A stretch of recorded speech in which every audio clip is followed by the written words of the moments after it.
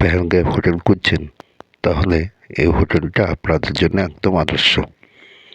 সামনে যেটা দেখছেন এইটা রিসেপশনটা দেখতেই পাচ্ছেন। এখানে দুটো সোফা রাখা আছে এবং বসার কিছু চেয়ারও রাখা আছে। চলুন আগে রিসেপশনটা ভালো করে দেখে নিই। সামনেই যে রিসেপশন দেখছেন, এখানে একটা সেন্টার টেবিলে দেখলাম। এখানে আপনারা বসে বেশ কিছুক্ষণ বিশ্রাম করে নিতে পারেন। সামনে যিনি বসে আছেন তিনি এই হোটেলের ম্যানেজার। চলুন আস্তে আস্তে সিঁড়ি দিয়ে এবার উপরে উঠি। উপরেই সব হোটেলের রুমগুলো রাখা আছে। দুটো বসার সোফা দেখলাম।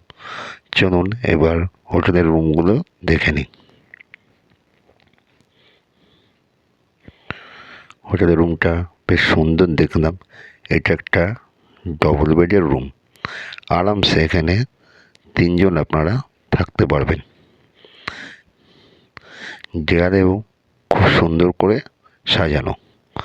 এখানে একটা এক্সট্রা ম্যাট্রেস আপনাকে দিয়ে দেওয়া হবে। মোট 4 জন এখানে শুতে পারবেন।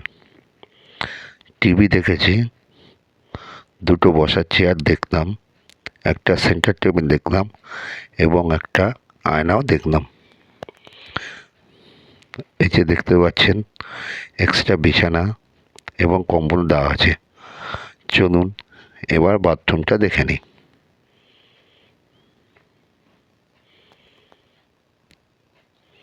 বাথরুমটা দেখতাম বেশ সুন্দর করে সাজানো।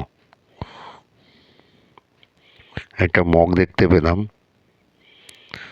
চান করার জন্য একটা ফোয়ারা দেখলাম।